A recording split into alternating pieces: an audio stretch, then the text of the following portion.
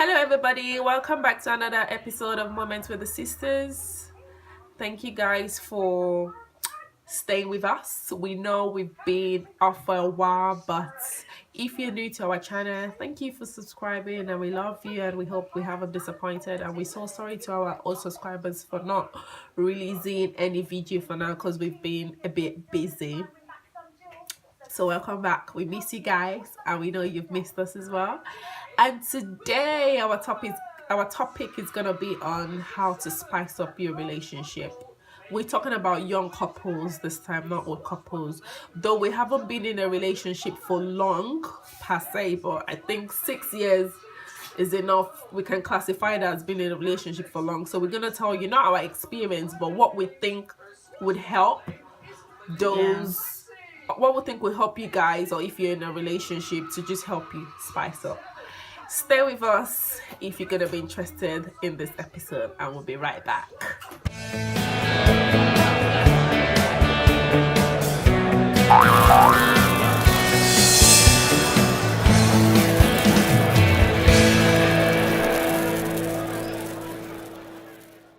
Okay.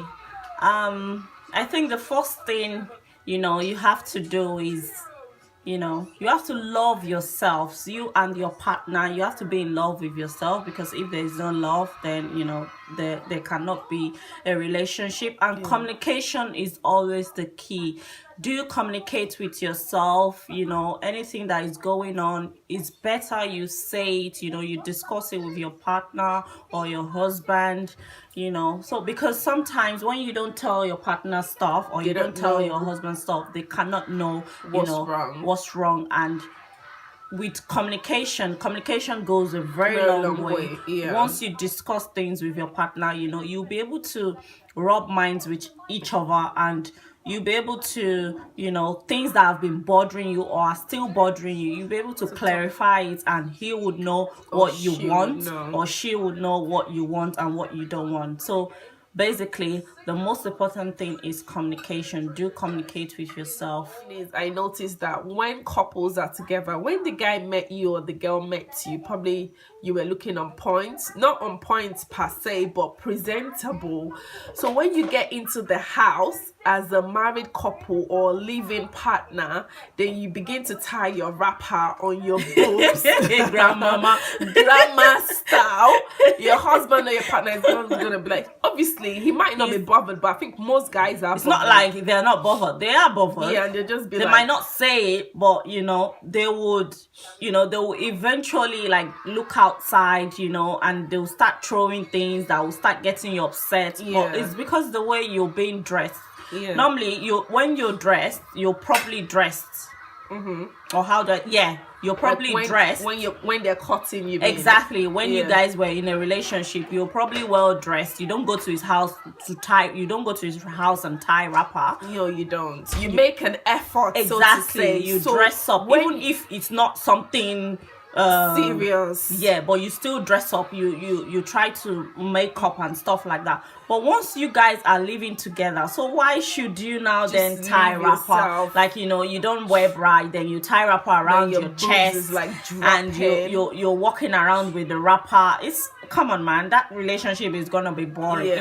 He might not see anything at the beginning, but with time he'll beginning to think that, okay, what's going on? This is not the person I met before we got married. What's happening? And then he'll start looking outside. Yes, he will. Once you start looking outside, then you start seeing funny things within your marriage. And also, no marriage is perfect. I'm not saying everybody's marriage is perfect, or relationship. But we should always try and make an effort. Don't just, the Yoruba will say madaranle. Don't just release yourself or relax your body. That body he met before you got pregnant, or he met before you guys got married.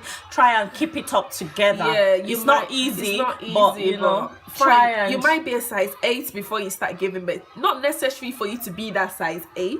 Size 10 and 12 is not too bad, as long as everything is not hanging, flaps hanging, tummy hanging. I'm a lady, I'm a mother two as well, so I know how it goes. I know it's a bit difficult, you know, after having a baby. Your body is not really the same, but it's not gonna be the same. Yeah, with a bit of effort, definitely, you know, you can make something of yourself. At least stand. When I go out, I'm not just saying this, people don't know I've got 2 kids. I'm not perfect. Yeah. I just thank God because at least I'm doing something right, you know. I try to exercise as much as I can. I don't do that always because I've still got a baby who is 9 months, you know, so it's a bit difficult. And I've got a daughter as well who is 4 years, so handling both together can be, before I take her to school, come back home. But little things you do at home, or maybe go out, take a walk, it's gonna help you, you know. When I'm at home, sometimes I don't do makeup, I won't lie, but because there's really no point. But at least don't wear something that your husband's just gonna be thinking, oh, not again, you know. And for those of you girls that are saying, oh, you can't cook, tummy is the way to your husband's stomach. Just imagine your husband coming back home and there's no food on the table.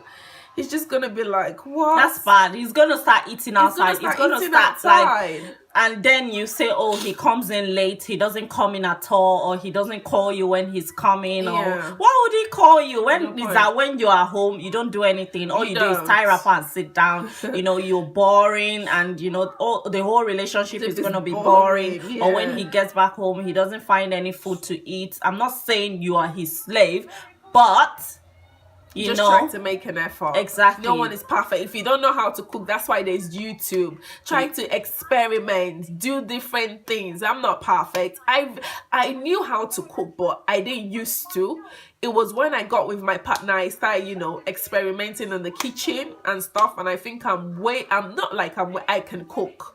I can cook now. You just, if you like someone, you're gonna try all your possible best make to an effort. Yeah, there's no excuse in terms of love in my dictionary. If you know what your husband like, or your boyfriend, or your partner, you know, try and make, even if it's fish and chips, chicken and chips, stew with you know, with pasta. Stew with pasta. You make it, you know, meatballs with, you know, potatoes and what do you call it? Mashed potato. Just make something. You know, it's not compulsory you do something that is, you know, from a restaurant style or something. No, just make something what you know he likes, make it, and all that. I know some girls might be watching this and saying, oh, are they slaves to make food for their, well, it's not all about slave. If you've got a child, you have to cook for that child. So the way you cook for your child, you cook for your husband as well, because your husband is still like a child to you. So you know, so when you've got a bigger child and you've got a small child, so you know, just make an effort, you know, spice up your relationship in the sense that, now let's go to the bedroom. Some people just do missionary style. And missionary style, they say, is mommy and daddy. That's the style, you know, our mommies and daddies have been doing, when the guy will lie on top of you. If you don't know what missionary style means, the man is on top of you, and that's just it. But switch it up. Exactly. That's a bit boring now. It's boring. So you don't need, as young couples, you know, you have to, you know, do something different. And now I'm not talking about if you're cutting or if I'm talking about if you're married and you're living with your partner. Now this is 18 plus. If you're not 18, you're not married. Next video, please. Don't watch it. Next video, okay? You know, try to do different styles. If it's doggy style, 68 style. I'm sorry if you don't know what these things. I'm not gonna go into it and start explaining. And don't look at me like, this girl, I know you are worse than me, so don't pretend to be holy. So there's no holiness in this. Even if you are a Christian, we have to speak the truth. Exactly. Christianity doesn't mean that you cannot explore in the bedroom. It's just you and your partner, so you should be able to, you know, do different things. You know, sex is meant to be. It's not meant to be pain. It's meant to be pleasure. So you know, you're meant to enjoy it. Both of you are meant to. It's not just one person should enjoy it. You know, sex is something that when two people love each other, they have sex with each other and they enjoy themselves. So do different styles, like she said. You know, and if you want us to tell you different style, if you want us to make another video on this, if you've been interested, link it down in the section box, and we'll definitely come on here and talk about it. And you know, yeah, thank you so much for watching this video. We love you guys, our sugar plum. We miss you and hope to see you in our next video. And besides, I think we'll be having 2 videos today for being away. So catch you Stay in our next tuned. video. Stay tuned. Bye for now. Bye bye.